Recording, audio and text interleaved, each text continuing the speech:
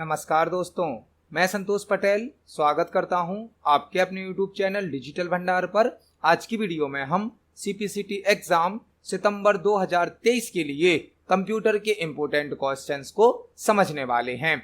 यह हमारा CPCT exam सितंबर 2023 के लिए पार्ट नंबर 3 है। इस वीडियो में हम CPCT एग्जाम के लिए कंप्यूटर से संबंधित 20 इम्पोर्टेंट क्वेश्चंस को समझने वाले हैं। यह सभी वही क्वेश्चन हैं जो पहले भी CPCT एग्जाम में पूछे जा चुके हैं। जब हम एक क्वेश्चन को तैयार करते हैं तो उससे संबंधित हमें कई प्रकार के और भी क्वेश्चन तैयार करने मिल जाते हैं। आप सभी क्वेश्चंस को नोट जरूर करें, क्योंकि एक क्वेश्चन से संबंधित कई प्रकार के और भी क्वेश्चन पेपर में बन सकते हैं। चलिए शुरुआत करते हैं आज की इस वीडियो का। देखते हैं आज का हमारा पहला क्वेश्चन क्या है।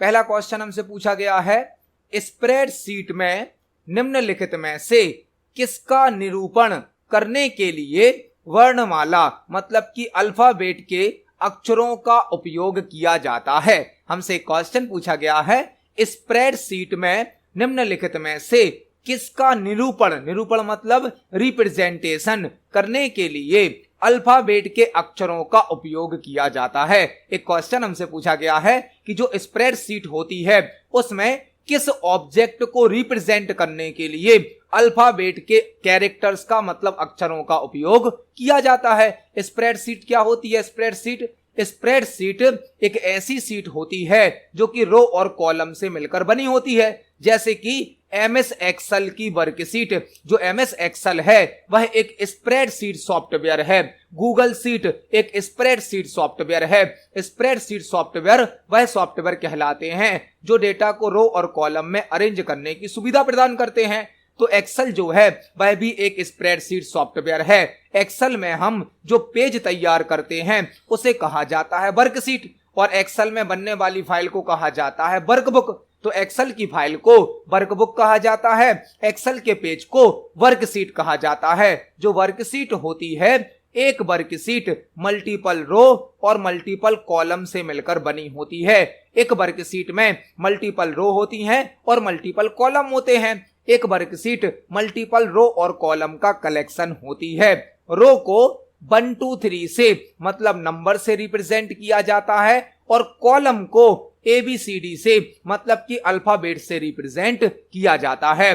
तो वर्कशीट में जो कॉलम होते हैं, कॉलम को अल्फाबेट से रिप्रेजेंट किया जाता है, जबकि रो को नंबर से रिप्रेजेंट किया जाता है। इस क्वेश्चन के साथ हमने 2-3 क्वेश्चन तैयार करे। स्प्रेडशीट मतलब एक ऐसी सीट जो रो और कॉलम से मिलकर बनी होती है, जैसे कि MS एक्सेल की वर्कशीट जो कि रो और कॉलम का कलेक्शन होती है। रो को नंबर से रिप्रेजेंट किया जाता है, कॉलम को अल्फाबेट से कैरेक्टर से रिप्रेजेंट किया जाता है। एक्सेल की एक वर्कशीट में 10,48,576 रो होती हैं और 16,384 कॉलम होते हैं। कॉलम को अल्फाबेट से रिप्रेजेंट किया जाता है और रो को नंबर से रिप्रेजेंट किया जाता है। तो इस क्वेश्चन का आंसर हो जाएगा ऑप्शन नंबर 1 कॉलम्स। इसको हम प्रैक्टिकली देख सकते हैं। यह हमारा MS एक्सेल सॉफ्टवेयर है। एक्सेल के सॉफ्टवेयर में हम जो फाइल बनाते हैं उसे कहा जाता है वर्कबुक, और एक्सेल का जो पेज होता है उसे कहा जाता है वर्कशीट। एक वर्कशीट में मल्टीपल कॉलम होते हैं जिन्हें अल्फाबेट से मतलब ABCD से रिप्रेजेंट किया जाता है, और मल्टीपल रो होती हैं जिन्हें नंबर से रिप्रेजेंट किया जाता है। जब एक रो और कॉलम इंटरसेक्ट करता है, जब एक रो और कॉलम मिलता है तो एक सेल क्रिएट हो जाता है। हर सेल का अपना एक एड्रेस होता है जिसमें पहले कॉलम का नाम आता है, फिर रो का नंबर आता है। तो इस क्वेश्चन का आंसर हो जाएगा option number A columns. Columns को अल्फाबेट से रिप्रेजेंट किया जाता है, जबकि रोज को नंबर से रिप्रेजेंट किया जाता है। देखते हैं हमारे नेक्स्ट क्वेश्चन को। नेक्स्ट क्वेश्चन है, FTP सर्वर से FTP क्लाइंट में फाइल स्थानांतरित करने की प्रक्रिया को ब्लैंक कहा जाता है। FTP सर्वर से FTP क्लाइंट में फाइल ट्रांसफर करने की जो प्रोसेस है उसे क्या कहा जाता है। हमसे क्वेश्चन पूछा गया है कि FTP सर्वर से FTP क्लाइंट में फाइल को ट्रांसफर करने की जो प्रोसेस होती है उसे क्या कहा जाता है। यहां पर आपको 3-4 क्वेश्चन तैयार करने हैं। एफटीपी क्या है? एफटीपी एक प्रोटोकॉल होता है। एफटीपी एक प्रोटोकॉल होता है जिसका फुल फॉर्म होता है file transfer protocol. File transfer protocol. FTP एक प्रोटोकॉल है जिसका फुल फॉर्म होता है file transfer protocol. FTP protocol का यूज नेटवर्क में किसी फाइल को ट्रांसफर करने के लिए किया जाता है। नेटवर्क में यदि हमें किसी फाइल को ट्रांसफर करना है तो हम एफटीपी प्रोटोकॉल का यूज करते हैं। हमसे क्वेश्चन पूछा गया है एफटीपी सर्वर से एफटीपी क्लाइंट में फाइल को ट्रांसफर करने की प्रक्रिया को क्या कहा जाता है? क्लाइंट कंप्यूटर कौन सा कंप्यूटर होता है? क्लाइंट कंप्यूटर या लोकल कंप्यूटर वह कंप्यूटर होता है जो यूजर के पास होता है, और सर्वर कंप्यूटर या होस्ट कंप्यूटर, सर्वर कंप्यूटर या होस्ट कंप्यूटर वह कंप्यूटर होता है जो यूजर के पास उपलब्ध नहीं होता है, जिसे रिमोट कंप्यूटर भी कहा जाता है। ऐसा कंप्यूटर जो हमारे पास उपलब्ध नहीं होता है, हमसे दूर होता है, उसे हम रिमोट कंप्यूटर, होस्ट कंप्यूटर या सर्वर कंप्यूटर कहते हैं। और क्लाइंट या लोकल कंप्यूटर वह होता है जो यूजर के पास होता है। जो फाइल क्लाइंट कंप्यूटर पर रखी होती है, यदि इस फाइल को सर्वर कंप्यूटर पर भेजना होता है तो उसके लिए हम अपलोडिंग का यूज करते हैं। अपलोडिंग का। जब किसी फाइल को क्लाइंट या लोकल कंप्यूटर से सर्वर या होस्ट कंप्यूटर पर ट्रांसफर किया जाता है तो उसके लिए अपलोडिंग का यूज किया जाता है, और जब किसी फाइल को सर्वर कंप्यूटर से क्लाइंट कंप्यूटर पर ट्रांसफर किया जाता है तो उसके लिए डाउनलोडिंग का यूज किया जाता है। डाउनलोडिंग का मतलब एफटीपी प्रोटोकॉल फाइल को अपलोड और डाउनलोड करने की सुविधा प्रदान करता है। अपलोड का मतलब होता है क्लाइंट कंप्यूटर से फाइल को सर्वर कंप्यूटर पर भेजना, और डाउनलोड का मतलब होता है सर्वर कंप्यूटर से फाइल को क्लाइंट कंप्यूटर पर भेजना। तो इस क्वेश्चन का आंसर हो जाएगा option number A. FTP server से एफटीपी क्लाइंट में फाइल को ट्रांसफर करने की प्रक्रिया को डाउनलोडिंग कहा जाता है। इस क्वेश्चन का आंसर हो जाएगा ऑप्शन नंबर ए। देखते हैं हमारे नेक्स्ट क्वेश्चन को। नेक्स्ट क्वेश्चन है निम्नलिखित में से कौन सा एक प्रक्रिया को संदर्भित करता है जिसमें एक नेटवर्क पर कंप्यूटर के बीच फाइलों का स्थानांतरण शामिल है? हमसे क्वेश्चन पूछा गया है निम्नलिखित में से कौन सा एक प्रक्रिया को, मतलब एक प्रोसेस को रिफर करता है जिसमें एक नेटवर्क पर कंप्यूटर के बीच फाइलों का स्थानांतरण शामिल है। एक और क्वेश्चन हमसे पूछा गया है जो कि कंप्यूटर नेटवर्क से है। हमें 4 ऑप्शन दिए गए हैं और हमें यहां पर बताना है कि चारों ऑप्शन में से कौन ऐसा है जो एक ऐसी प्रक्रिया को रेफर करता है जिसके द्वारा नेटवर्क में कंप्यूटर के बीच में फाइल को ट्रांसफर किया जाता है। और फाइल को ट्रांसफर करने के लिए हमने प्रीवियस क्वेश्चन में देखा एफटीपी प्रोटोकॉल होता है। एफटीपी फाइल को ट्रांसफर करना है नेटवर्क में तो कौन सा प्रोटोकॉल काम आएगा? एफटीपी। प्रोटोकॉल होता क्या है? प्रोटोकॉल होता है set of rules. Set of rules कहलाता है प्रोटोकॉल जो कि नेटवर्क में सही तरीके से कम्युनिकेशन करने के लिए यूज किया जाता है। एफटीपी एक प्रोटोकॉल है जिसका फुल फॉर्म होता है फाइल ट्रांसफर प्रोटोकॉल, जिसके माध्यम से हम नेटवर्क में किसी फाइल को ट्रांसफर कर सकते हैं। तो इस क्वेश्चन का आंसर भी एफटीपी है। नेटवर्क में या इंटरनेट पर किसी फाइल को ट्रांसफर करने के लिए, अपलोड या डाउनलोड करने के लिए एक प्रोटोकॉल यूज किया जाता है जिसका नाम है एफटीपी, जिसका फुल फॉर्म होता है फाइल ट्रांसफर प्रोटोकॉल। तो इस क्वेश्चन का आंसर हो जाएगा ऑप्शन नंबर ए। यहां पर आपको 3 क्वेश्चन और तैयार करने हैं। यह सभी हमें और भी प्रोटोकॉल दिए गए हैं, इनके भी आपको फुल फॉर्म याद होने चाहिए।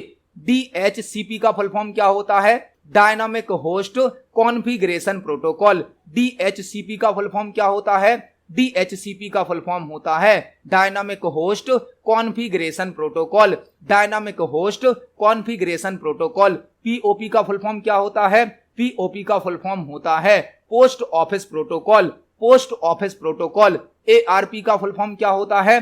एआरपी का फुल फॉर्म होता है address resolution protocol. Address resolution protocol. Address resolution protocol.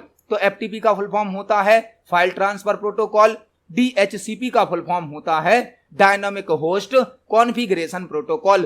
Pop का फुल फॉर्म होता है पोस्ट ऑफिस प्रोटोकॉल। और ARP का फुल फॉर्म होता है address resolution protocol. Address resolution protocol. तो यहां पर हमने एक साथ 3-4 क्वेश्चन तैयार करे। इस क्वेश्चन का आंसर है ऑप्शन नंबर ए FTP। देखते हैं हमारे नेक्स्ट क्वेश्चन को। नेक्स्ट क्वेश्चन है ब्लैंक का अर्थ है संचार में एक से अधिक मीडिया का उपयोग करना। ब्लैंक का अर्थ है संचार में मतलब कम्युनिकेशन में एक से अधिक मीडिया का उपयोग करना। हमें एक क्वेश्चन दिया गया है कि ब्लैंक का अर्थ है संचार में मतलब कम्युनिकेशन में एक से अधिक मीडिया मतलब माध्यम का उपयोग करना। इस क्वेश्चन को यदि आप ध्यान से पढ़ें तो क्वेश्चन में ही आपको आंसर समझ में आ जाएगा। क्वेश्चन क्या दिया गया है? ब्लैंक का अर्थ है संचार में एक से अधिक मीडिया। एक से अधिक मीडिया मतलब मल्टीमीडिया। मल्टी मतलब क्या होता? कई, और मीडिया मतलब माध्यम। तो इस क्वेश्चन में ही आपको आंसर मिल जाएगा यदि आप क्वेश्चन को ध्यान से समझें। क्वेश्चन में ही लिखा है ब्लैंक का अर्थ है संचार में मतलब कम्युनिकेशन में एक से अधिक मीडिया का उपयोग करना। मीडिया यहां पर भी है, मीडिया मतलब माध्यम, और एक से अधिक मतलब मल्टी। तो मल्टीमीडिया इस क्वेश्चन का सही आंसर है। मल्टीमीडिया होता क्या है? मल्टीमीडिया दो शब्दों से मिलकर बना होता है, एक मल्टी और एक मीडिया। मल्टी मतलब होता है कई और मीडिया मतलब होता है माध्यम। मल्टीमीडिया मतलब संचार के लिए, कम्युनिकेशन के लिए मल्टीमीडिया हमें कई माध्यम उपलब्ध कराता है, मल्टीपल टाइप के मीडिया प्रोवाइड करता है। मल्टीमीडिया 5 एलिमेंट से मिलकर बना होता है, टेक्स्ट, इमेज, ऑडियो, वीडियो और एनिमेशन। जो मल्टीमीडिया है वह 5 प्रकार के एलिमेंट से मिलकर बना होता है। मल्टीमीडिया के द्वारा किसी जानकारी को अलग अलग मीडिया के द्वारा लोगों के साथ शेयर किया जाता है। यदि आपके पास कोई जानकारी है तो उस जानकारी को आप मल्टीमीडिया के द्वारा अलग अलग प्रकार से लोगों के साथ शेयर कर सकते हैं। जैसे कि अभी हम आपको यह सभी जो क्वेश्चन एक्सप्लेन कर रहे हैं यह हम मल्टीमीडिया के माध्यम से ही तो कर रहे हैं। आपके सामने टेक्स्ट रिप्रेजेंट होता है, साथ ही साथ हमारा ऑडियो भी होता है। जब हम एक्सप्लेन करते हैं, हम कोई ग्राफिक्स या डायग्राम भी बनाते हैं, आपके सामने एक प्रेजेंटेशन भी प्ले हो रहा है जिस पर एनिमेशन और ट्रांजिशन लगाए गए हैं। यही तो मल्टीमीडिया है। मल्टीमीडिया का मतलब है कई प्रकार के माध्यमों का उपयोग करके किसी जानकारी को लोगों तक पहुंचाना। मल्टीमीडिया 2 शब्दों से मिलकर बना है, मल्टी और मीडिया, मतलब किसी जानकारी को अधिक से अधिक लोगों तक पहुंचाने के लिए कई प्रकार के माध्यम आज आप यूज कर सकते हो। और मल्टीमीडिया के 5 एलिमेंट होते हैं, टेक्स्ट, इमेज, ऑडियो, वीडियो और एनिमेशन। तो इस क्वेश्चन का आंसर हो जाएगा ऑप्शन नंबर ए मल्टीमीडिया। देखते हैं हमारे नेक्स्ट क्वेश्चन को।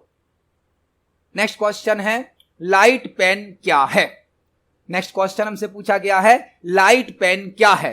लाइट पेन क्या है हमें यहां पर बताना है। तो लाइट पेन आपने पढ़ा होगा, सुना होगा। लाइट पेन एक इनपुट डिवाइस होती है। लाइट पेन क्या होता है? एक इनपुट डिवाइस होती है जिसमें एक लेजर लाइट के माध्यम से स्क्रीन पर किसी ऑब्जेक्ट को ड्रॉ किया जाता है या स्क्रीन पर किसी ऑब्जेक्ट का पॉइंट आउट किया जाता है। किसी ऑब्जेक्ट को सिलेक्ट करने के लिए, किसी ऑब्जेक्ट पर फोकस करने के लिए, पॉइंट आउट करने के लिए हम लाइट पेन का यूज करते हैं, जिसमें एक लाइट के माध्यम से स्क्रीन पर किसी ऑब्जेक्ट को सिलेक्ट कर सकते हैं, किसी ऑब्जेक्ट का पॉइंट आउट कर सकते हैं, किसी ऑब्जेक्ट को ड्रॉ कर सकते हैं।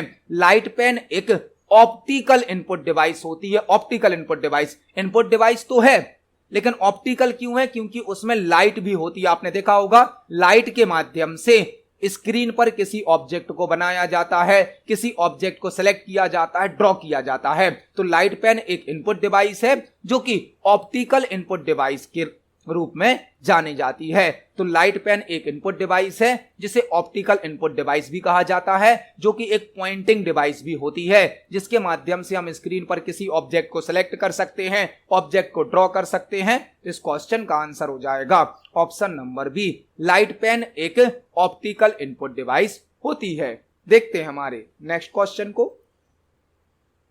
नेक्स्ट क्वेश्चन है विंडोज एंटी वर्क स्टेशन पर किस समूह को स्वामित्व लेने का अधिकार है? विंडोज एंटी वर्क स्टेशन पर किस समूह को स्वामित्व लेने का अधिकार है? हमसे क्वेश्चन पूछा गया है विंडोज एंटी एनटी का फुल फॉर्म क्या है? New technology. विंडोज एक ऑपरेटिंग सिस्टम है, एनटी का फुल फॉर्म होता है न्यू टेक्नोलॉजी। तो विंडोज एनटी वर्क स्टेशन पर किस ग्रुप को ऑनरशिप लेने का अधिकार या परमिशन होती है, हमें यहां पर बताना है।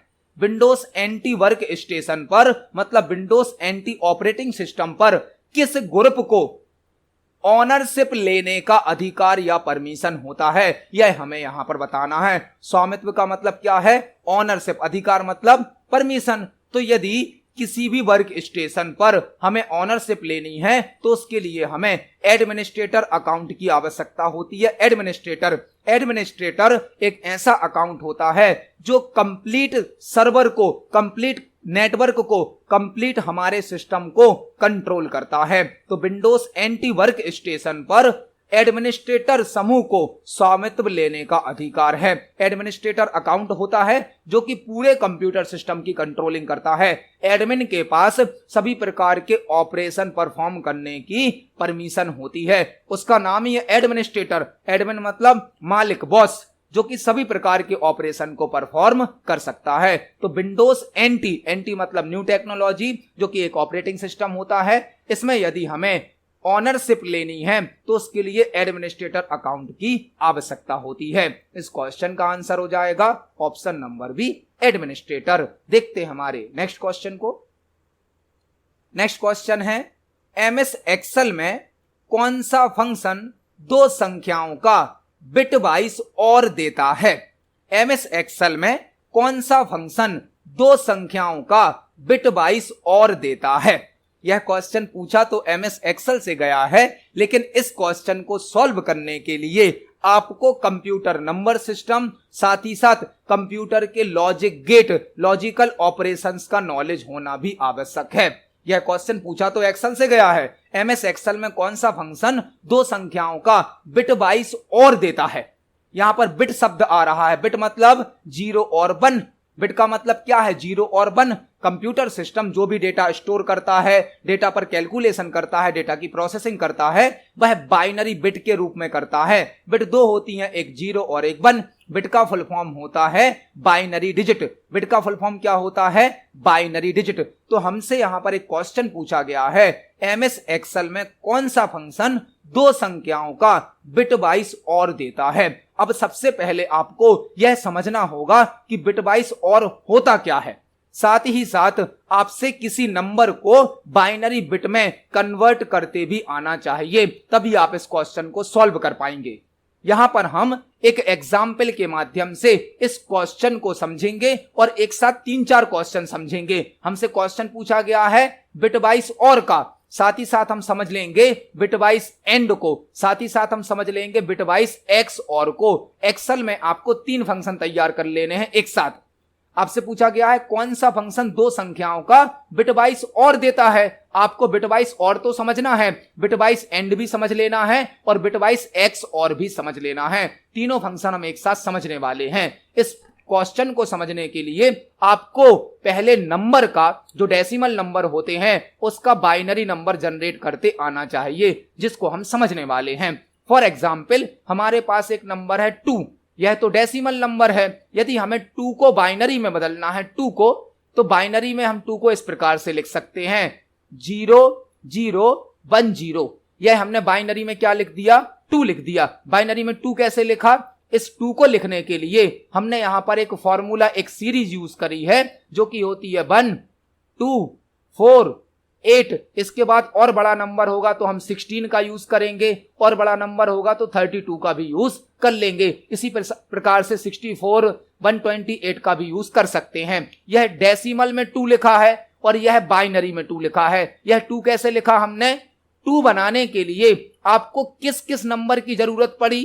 क्या 8 की जरूरत पड़ी? नहीं पड़ी, तो हमने इसको 0 कर दिया। आपको 4 की जरूरत पड़ी क्या? नहीं, तो हमने 4 को 0 कर दिया। केवल हमें 2 बनाना है तो 2 को हमने 1 दे दिया। 1 की जरूरत नहीं है तो 1 को भी 0 दे दिया। यह बाइनरी में लिख गया हमारा 2। ऐसे ही यदि हमें बाइनरी में लिखना है मान लो 5, तो हम 5 कैसे लिखेंगे?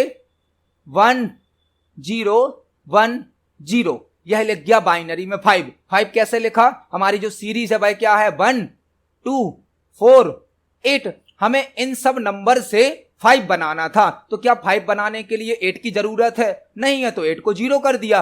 4 की जरूरत है तो 4 को 1 दे दिया, और 1 की जरूरत है तो 1 को 1 दे दिया। यह बन गया 5। आपसे किसी भी नंबर का पहले तो बाइनरी नंबर बनाते आना चाहिए, तभी आप इस प्रकार के क्वेश्चन को सॉल्व कर पाएंगे। अभी हमने देखा कि कोई भी नंबर यदि डेसिमल में है और हमें उसका बाइनरी नंबर बनाना है तो हम कैसे बना सकते हैं। 2 का बाइनरी यह है, 5 का बाइनरी यह है।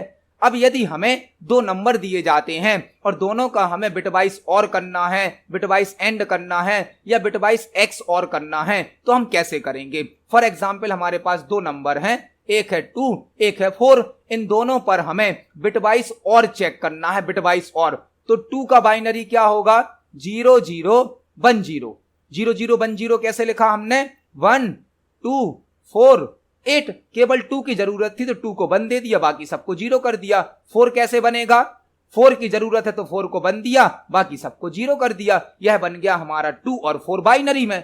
अब हम यदि इनको बिटवाइज और चेक करना चाहते हैं, बिटवाइज और, तो आपको क्या करना है, आपको देखना है जब दोनों 0 होंगे, दोनों 0 होंगे तो यहां पर 0 आएगा। यदि एक भी 1 है, यदि एक भी 1 है या दोनों 1 हैं तो हमें 1 मिल जाएगा। यहां पर एक 0 एक 1 है तो 1 मिला, यहां पर दोनों 0 हैं तो 0 मिल गया। यह हमारा आंसर है, यह हमारा आंसर है। और आंसर आएगा हमारा यहां पर 6। 6 क्यों आएगा, क्योंकि 4 है और 2 है, तो 4 और 2 कितना हो जाएगा, 6 हो जाएगा। यह आंसर कैसे आया एक बार और समझिए। यहां पर 0 है, यहां पर 0 है, दोनों 0 हैं तो क्या मिलेगा, 0।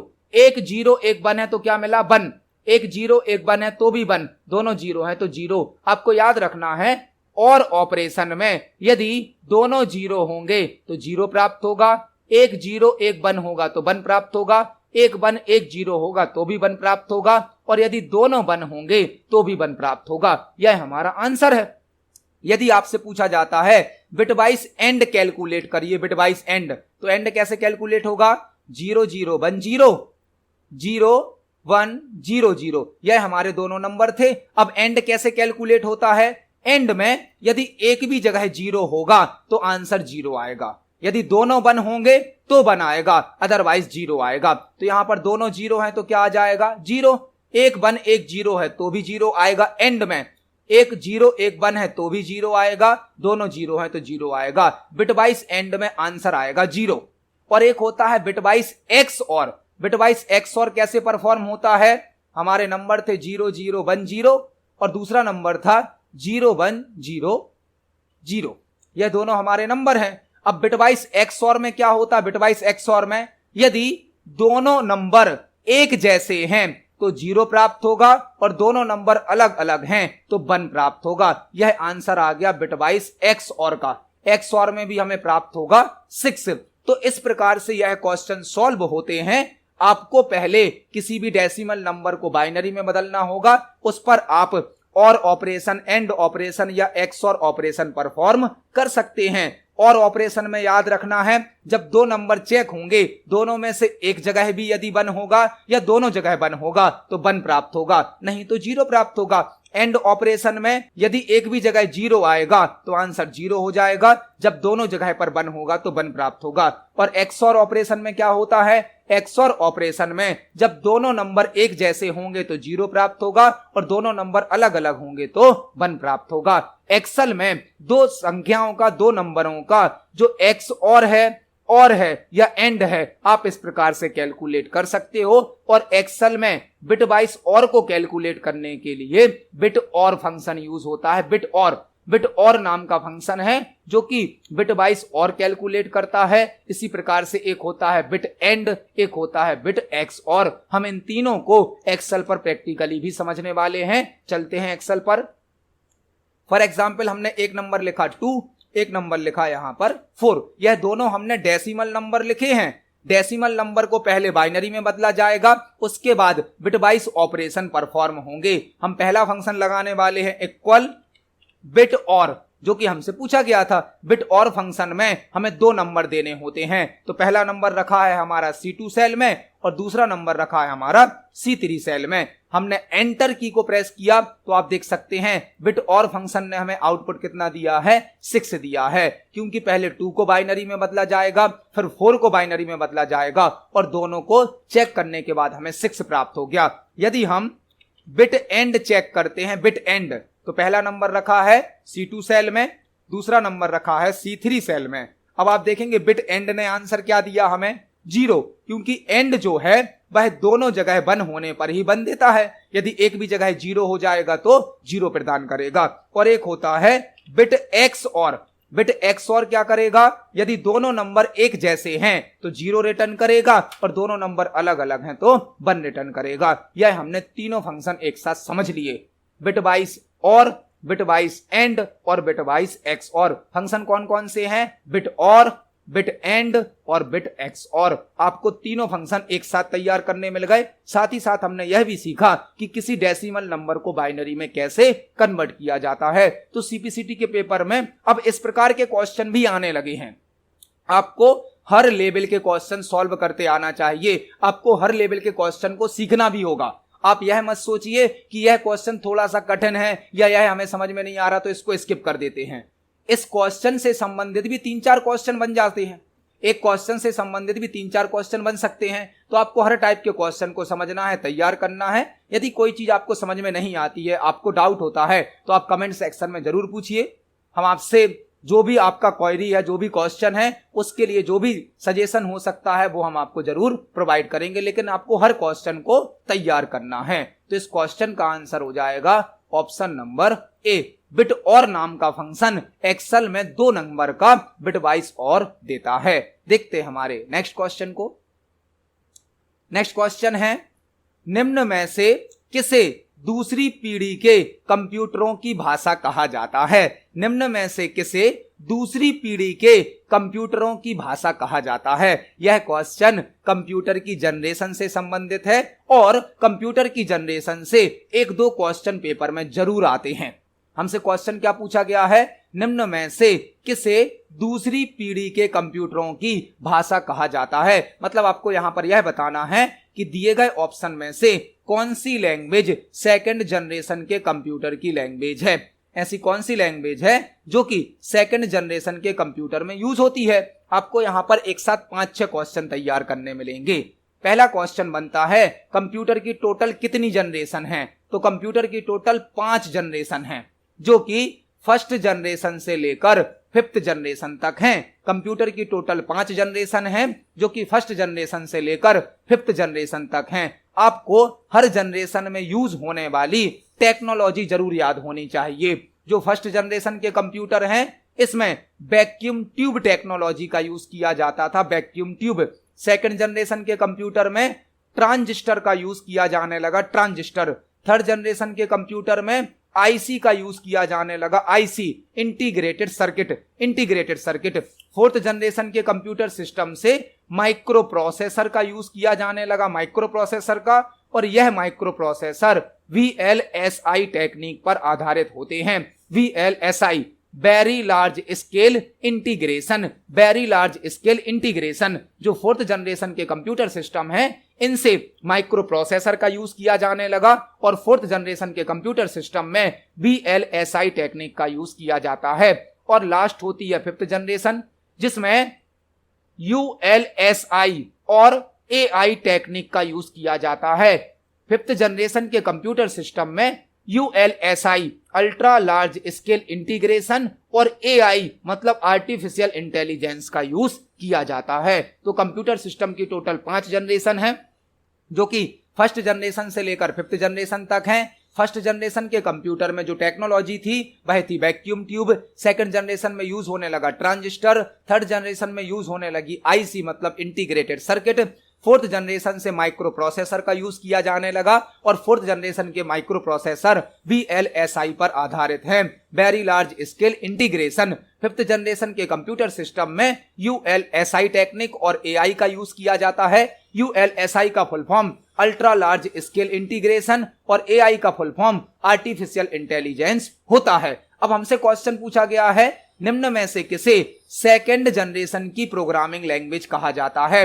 तो फर्स्ट जनरेशन की प्रोग्रामिंग लैंग्वेज है फर्स्ट जनरेशन की binary language. Binary language first generation की लैंग्वेज है जिसे मशीन लैंग्वेज भी कहा जाता है, जो कि 0 और 1 पर आधारित होती है। सेकंड जनरेशन की प्रोग्रामिंग लैंग्वेज है assembly language. Assembly language second generation की प्रोग्रामिंग लैंग्वेज है। तो इस क्वेश्चन का आंसर क्या हो जाएगा? Option number A, assembly language second generation के कंप्यूटर में यूज होने वाली लैंग्वेज है। और असेंबली लैंग्वेज को मशीन लैंग्वेज में बदलने के लिए असेंबलर का यूज किया जाता है। असेंबलर एक सिस्टम सॉफ्टवेयर होता है जो असेंबली लैंग्वेज को मशीन लैंग्वेज में कन्वर्ट करता है। तो इस क्वेश्चन का आंसर हो जाएगा option number A, assembly language. देखते हैं हमारे नेक्स्ट क्वेश्चन को।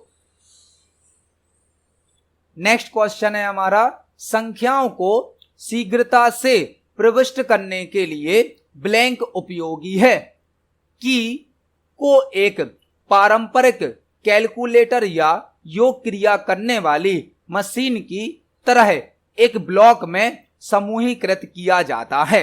एक क्वेश्चन हमसे पूछा गया है, संख्याओं को शीघ्रता से प्रविष्ट करने के लिए, मतलब नंबर को स्पीड में इनपुट करने के लिए ब्लैंक उपयोगी है।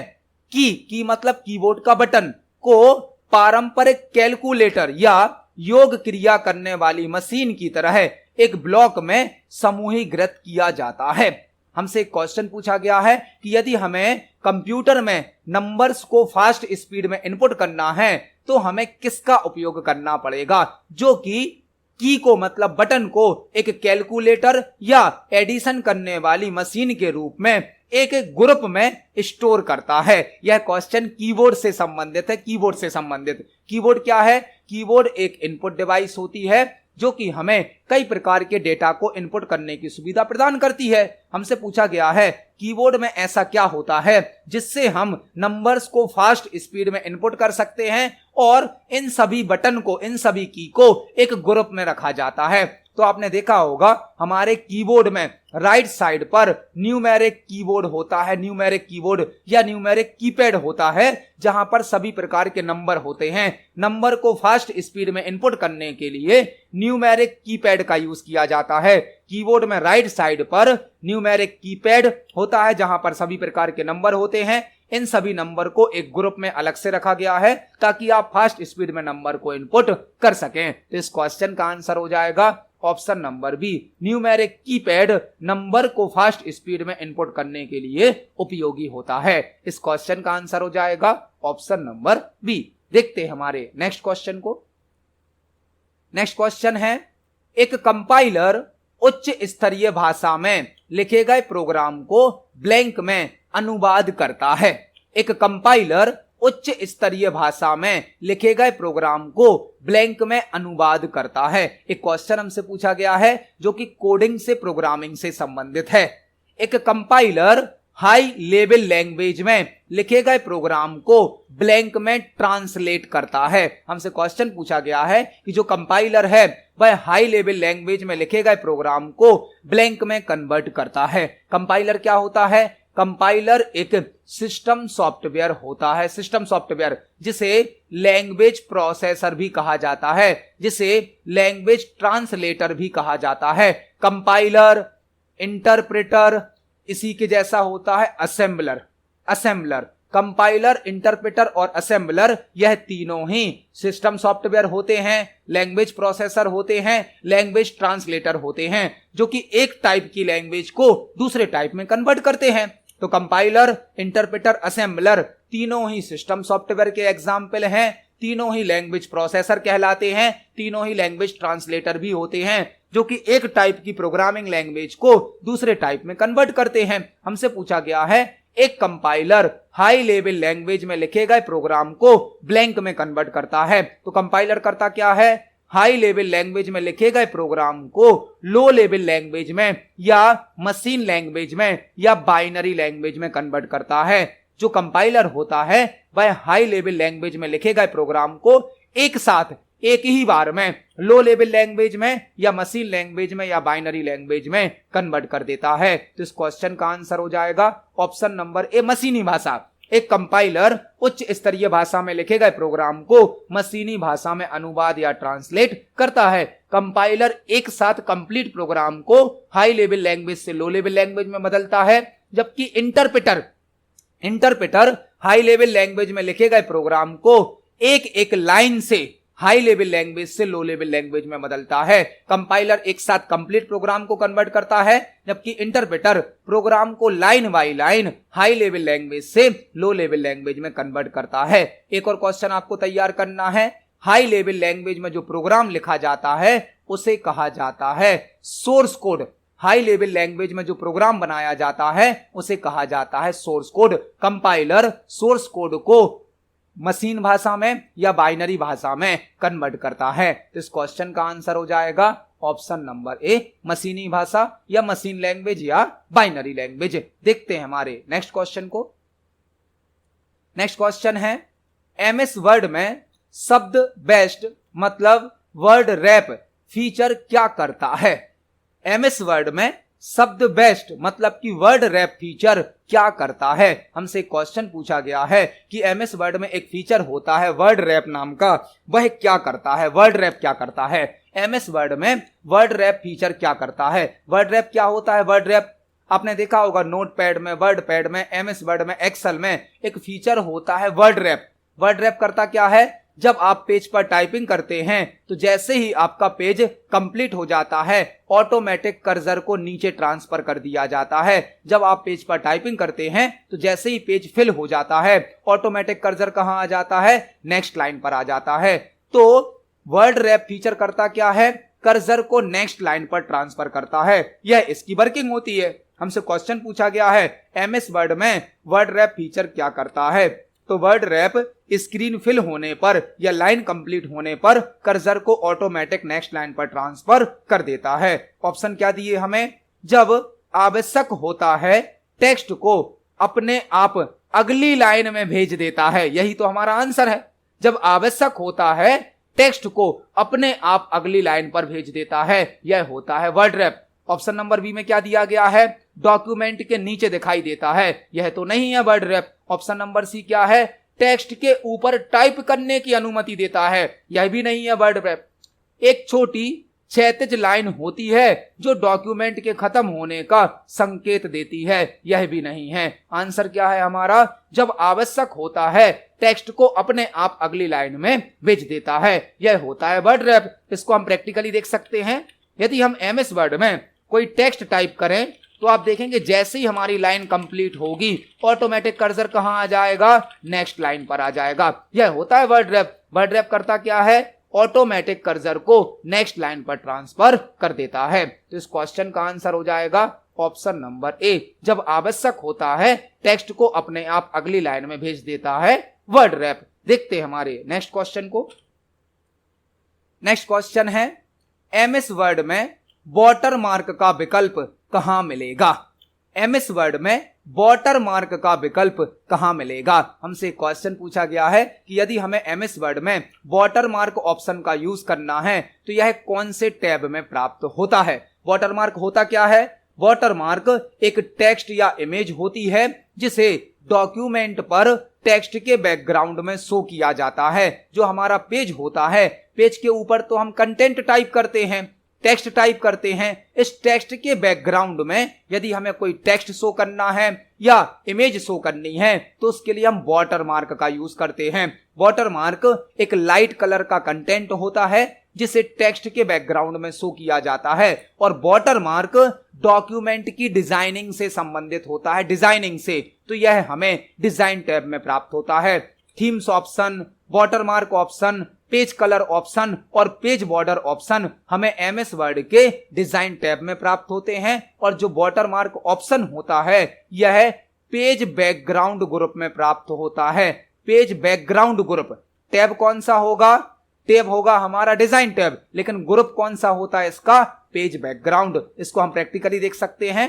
एमएस वर्ड के डिजाइन टैब में पेज बैकग्राउंड ग्रुप होता है जिसमें हमें प्राप्त हो जाता है वाटरमार्क ऑप्शन। तो इस क्वेश्चन का आंसर हो जाएगा हमारा डिजाइन टैब। डिजाइन टैब में पेज बैकग्राउंड ग्रुप में हमें वाटरमार्क ऑप्शन प्राप्त हो जाता है। इस क्वेश्चन का आंसर है ऑप्शन नंबर ए।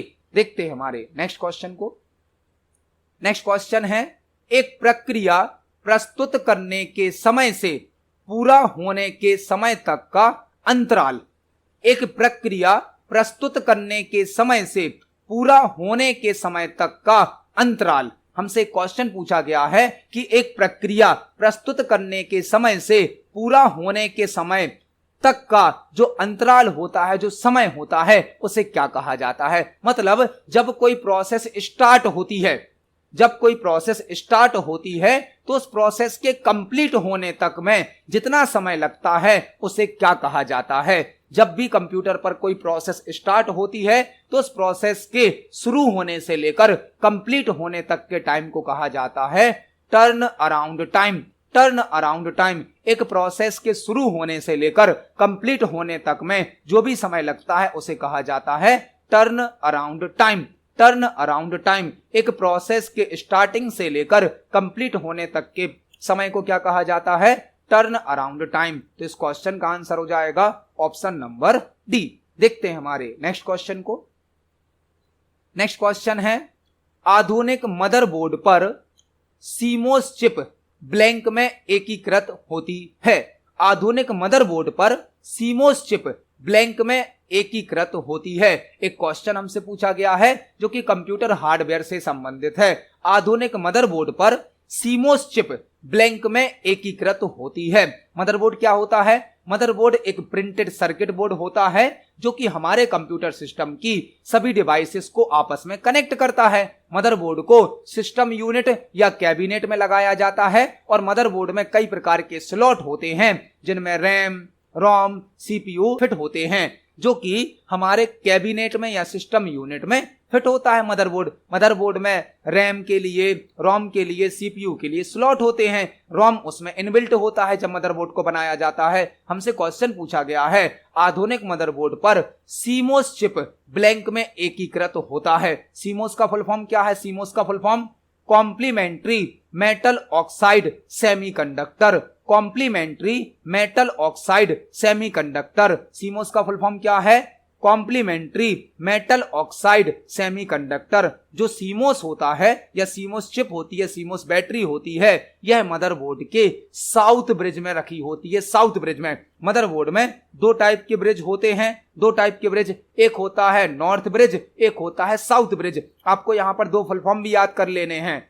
एनबी मतलब नॉर्थ ब्रिज, एसबी मतलब साउथ ब्रिज। मदरबोर्ड के संदर्भ में मदरबोर्ड से रिलेटेड एनबी का फुल फॉर्म क्या है? नॉर्थ ब्रिज, और साउथ ब्रिज है एसबी का फुल फॉर्म। तो जो सीमोस चिप होती है वह साउथ ब्रिज में होती है। साउथ ब्रिज में मतलब इस क्वेश्चन का आंसर क्या हो जाएगा?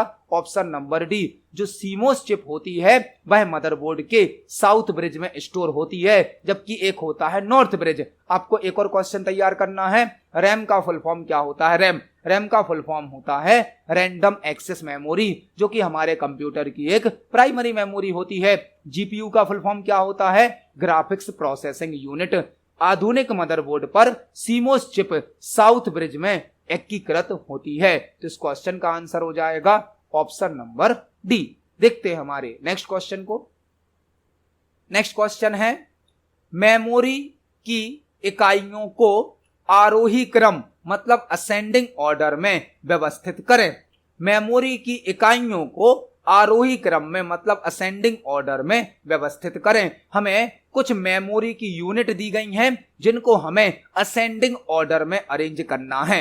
मेमोरी यूनिट होती क्या है? मेमोरी यूनिट का यूज डेटा की क्वांटिटी को, डेटा की मात्रा को मेजर करने के लिए किया जाता है। हम जो भी डेटा स्टोर करते हैं, जो भी डेटा ट्रांसफर करते हैं, उस डेटा की क्वांटिटी को, उस डेटा की मात्रा को नापने के लिए, मेजर करने के लिए मेमोरी यूनिट का यूज किया जाता है। कंप्यूटर में कई प्रकार की मेमोरी यूनिट होती हैं। हमें कुछ मेमोरी यूनिट दी गई हैं जिनको हमें असेंडिंग ऑर्डर में मतलब कि बढ़ते क्रम में जमाना है।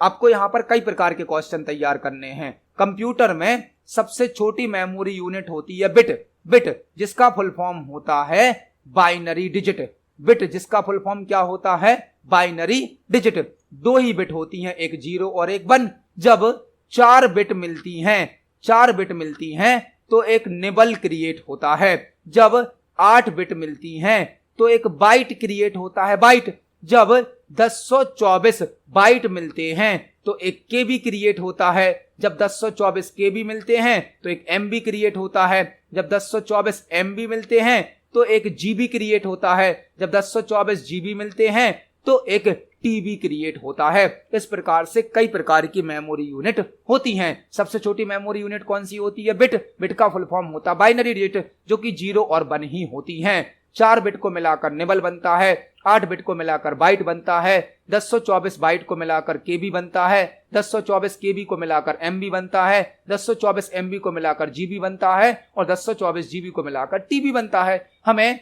4 मेमोरी यूनिट दी गई हैं।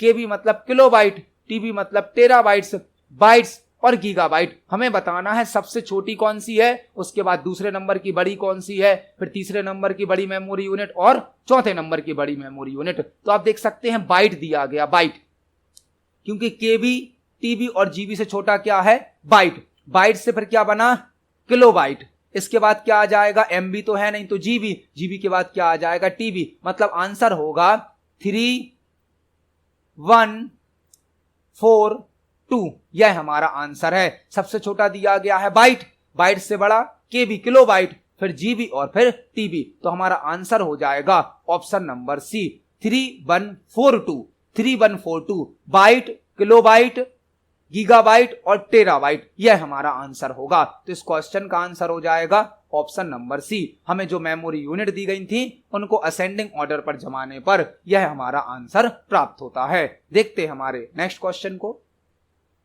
नेक्स्ट क्वेश्चन है, डेसिमल 1 के बराबर बाइनरी ब्लैंक है। हमें एक क्वेश्चन दिया गया है जिसमें हमें एक डेसिमल नंबर दिया गया है 1 का मतलब क्या है, यहां पर 11। 1 मतलब क्या है, 11 के बराबर बाइनरी नंबर कौन सा है, यह हमें बताना है। डेसिमल नंबर हमें 1 दिया गया है, यह किस बाइनरी नंबर के बराबर होगा, यह हमें बताना है। यह क्वेश्चन कंप्यूटर नंबर सिस्टम से पूछा गया है। आपको एक डेसिमल नंबर दिया गया है। डेसिमल नंबर सिस्टम का बेस होता है 10 और हमें इसे बाइनरी नंबर सिस्टम में बदलना है जिसका बेस होता है 2।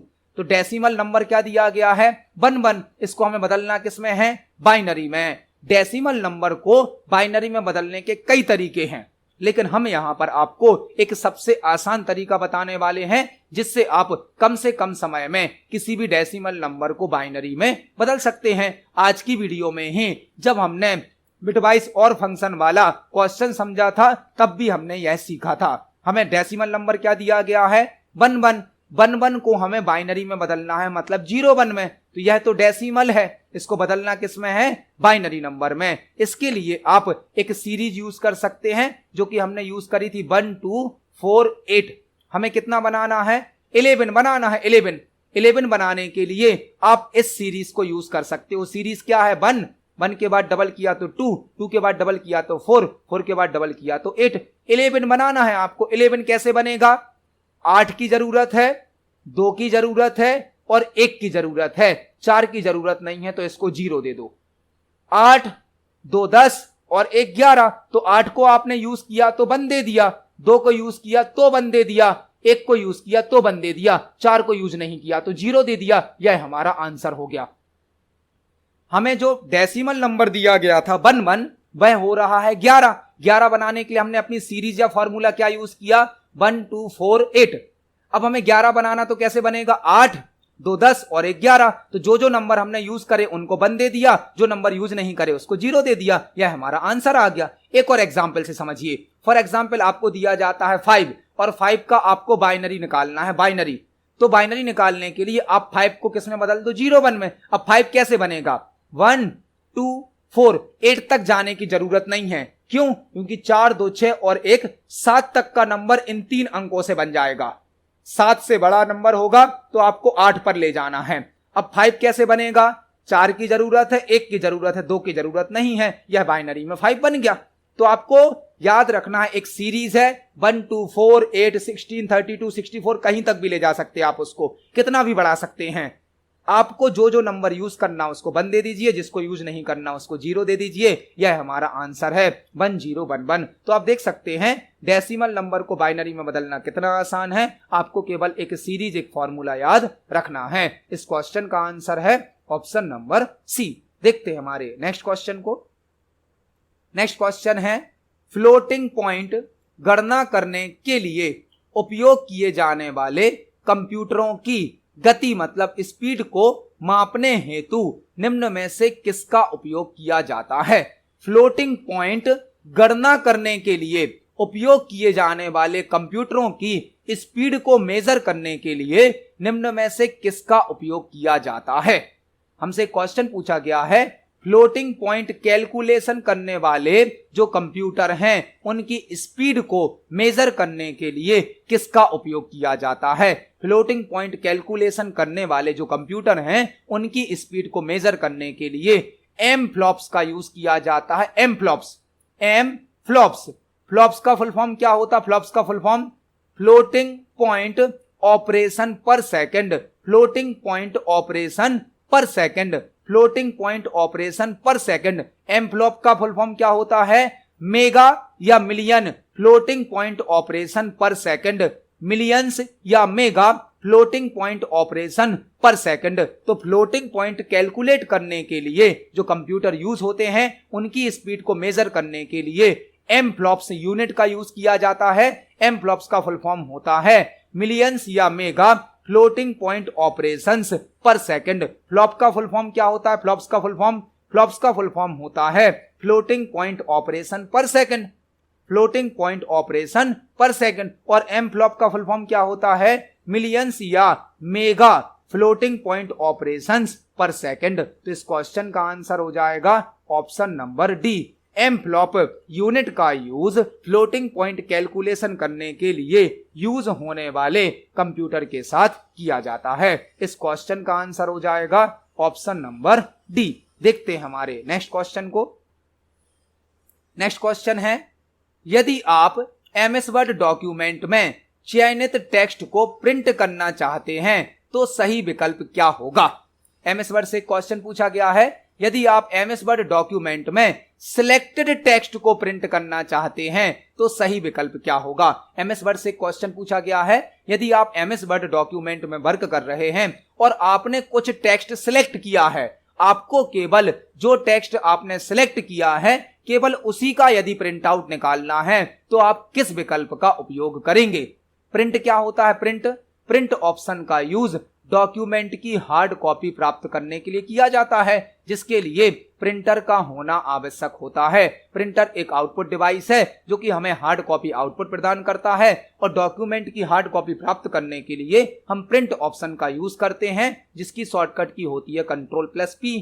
प्रिंट ऑप्शन हमें फाइल मेन्यू में प्राप्त होता है। फाइल मेन्यू में यदि हमें केवल उतने टेक्स्ट को प्रिंट करना है जितना हमने सेलेक्ट किया है तो सबसे पहले हमें टेक्स्ट को हाईलाइट करना होगा। हाईलाइट मतलब सिलेक्ट। उसके बाद हम Ctrl+P प्रेस करेंगे, फिर प्रिंट विकल्प में केवल प्रिंट सिलेक्शन पर क्लिक करेंगे। प्रिंट सिलेक्शन, हमें केवल उतना प्रिंट करना है जितना हमने सिलेक्ट किया है तो हमारा उतना प्रिंट आउट निकल आएगा। ऑप्शन नंबर बी क्या दिया है? टेक्स्ट को हाईलाइट करें, Shift+P प्रेस करें। तो Shift+P तो प्रिंट की शॉर्टकट की होती ही नहीं है, Alt+P भी नहीं होती है। टेक्स्ट को हाईलाइट करें, Ctrl+P दबाएं, प्रिंट विकल्प में हाईलाइटेड ऑल पर क्लिक करें, यह भी गलत है। जितना टेक्स्ट हमने सेलेक्ट किया है उतना प्रिंट करने के लिए पहले हम टेक्स्ट को हाईलाइट करेंगे मतलब सिलेक्ट करेंगे, फिर Ctrl+P को प्रेस करेंगे और प्रिंट सिलेक्शन पर क्लिक करेंगे। इसको हम प्रैक्टिकली देख सकते हैं। एमएस वर्ड में यदि हमने कुछ टेक्स्ट सिलेक्ट किया तो उसको हम प्रिंट करना चाहते हैं, हम Ctrl+P को प्रेस करेंगे जिससे प्रिंट ऑप्शन की विंडो खुलेगी। Ctrl+P, यहां पर हमें प्रिंट सिलेक्शन को सिलेक्ट करना है। प्रिंट सिलेक्शन मतलब जितना हमने सिलेक्ट किया है केवल उतना हमारा प्रिंट आउट निकल जाएगा, बाकी प्रिंट नहीं निकलेगा। तो इस क्वेश्चन का आंसर हो जाएगा option number A. Print selection option पर क्लिक करना है Ctrl+P प्रेस करने के बाद। देखते हैं हमारे नेक्स्ट क्वेश्चन को। नेक्स्ट क्वेश्चन है निम्नलिखित में से किस में एक पीसी शुरू करने के लिए आवश्यक प्रोग्रामिंग शामिल है और बूटअप के लिए आवश्यक है। निम्नलिखित में से किसमें एक पीसी मतलब पर्सनल कंप्यूटर शुरू करने के लिए आवश्यक प्रोग्रामिंग शामिल है और बूटअप के लिए आवश्यक है। हमसे एक क्वेश्चन पूछा गया है कि पर्सनल कंप्यूटर को स्टार्ट करने के लिए जिस प्रोग्राम की आवश्यकता होती है वह प्रोग्राम कहां स्टोर होता है। कंप्यूटर सिस्टम को स्टार्ट करने के लिए, ऑन करने के लिए कुछ इंस्ट्रक्शंस की, कुछ प्रोग्राम्स की आवश्यकता होती है। वह प्रोग्राम बायोस प्रोग्राम होते हैं। बायोस प्रोग्राम जिन्हें रोम में स्टोर किया जाता है। रोम में बायोस प्रोग्राम स्टोर होता है जिसे फर्मवेयर कहा जाता है। फर्मवेयर, रोम में बायोस प्रोग्राम स्टोर होता है जिसे फर्मवेयर कहा जाता है। बायोस प्रोग्राम में वह इंस्ट्रक्शन स्टोर होते हैं जो कि कंप्यूटर सिस्टम को स्टार्ट करने के लिए आवश्यक होते हैं। जो बायोस प्रोग्राम है वह रोम में परमानेंट स्टोर होता है और बायोस प्रोग्राम को फर्मवेयर भी कहा जाता है। बायोस का फुल फॉर्म होता है basic input output system. Basic input output system BIOS का फुल फॉर्म होता है। बायोस रोम में स्टोर होता है। रोम का फुल फॉर्म होता है रीड ओनली मेमोरी। रोम का फुल फॉर्म होता है read only memory. ROM chip motherboard में इनबिल्ट होती है। जब मदरबोर्ड को बनाया जाता है तब उसमें रोम चिप को फिट कर दिया जाता है जिसमें बायोस प्रोग्राम स्टोर होता है। बायोस प्रोग्राम का फुल फॉर्म है बेसिक इनपुट आउटपुट सिस्टम, जो कि हमारे कंप्यूटर सिस्टम को बूटअप करने के लिए मतलब स्टार्ट करने के लिए आवश्यक होता है। तो इस क्वेश्चन का आंसर हो जाएगा ऑप्शन नंबर सी, रोम।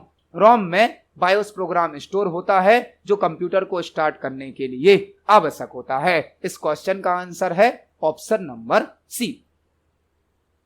नेक्स्ट क्वेश्चन हमसे पूछा गया है निम्नलिखित में से कौन सा स्टोरेज डिवाइस ट्रैक और सेक्टर की अवधारणा का उपयोग करता है।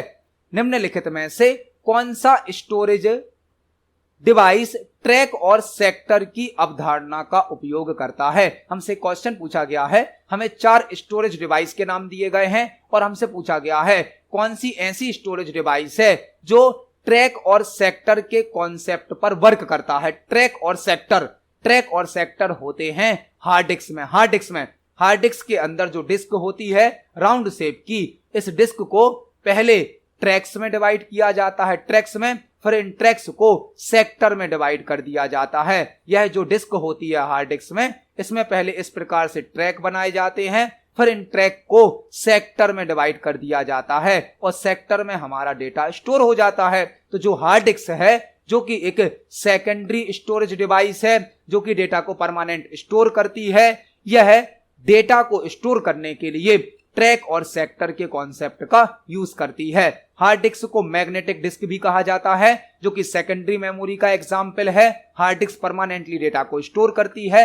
हार्ड डिस्क की जो डिस्क होती है, जो प्लेटर होता है, उसे ट्रैक और सेक्टर में डिवाइड किया जाता है। इस क्वेश्चन का आंसर है option number A, hard disk. आपको 2 क्वेश्चन और तैयार करने हैं। रैम का फुल फॉर्म होता है रैंडम एक्सेस मेमोरी, रोम का फुल फॉर्म होता है रीड ओनली मेमोरी। तो इस क्वेश्चन का आंसर है option number A, hard disk. Hard disk जो कि एक सेकेंडरी मेमोरी का टाइप है, जो कि एक मैग्नेटिक डिस्क का टाइप है। हार्ड डिस्क के अंदर जो डिस्क होती है, प्लेटर होता है, उसे ट्रैक और सेक्टर में डिवाइड किया जाता है। इस क्वेश्चन का आंसर है ऑप्शन नंबर ए। तो आज की वीडियो में हमने सीपीसीटी एग्जाम के लिए कंप्यूटर से संबंधित 20 इंपोर्टेंट क्वेश्चंस को समझा है। जब हम एक क्वेश्चन को समझते हैं तो उससे संबंधित हमें कई प्रकार के और भी क्वेश्चन तैयार करने मिल जाते हैं। आप सभी क्वेश्चंस को नोट करें, सभी क्वेश्चंस को पढ़ें, समझें। यदि आपका कोई क्वेश्चन है, कोई डाउट है तो कमेंट सेक्शन में जरूर पूछिए। वीडियो पसंद आती है तो वीडियो को लाइक करें, ज्यादा से ज्यादा शेयर करें। मिलते हैं अगली वीडियो में। धन्यवाद।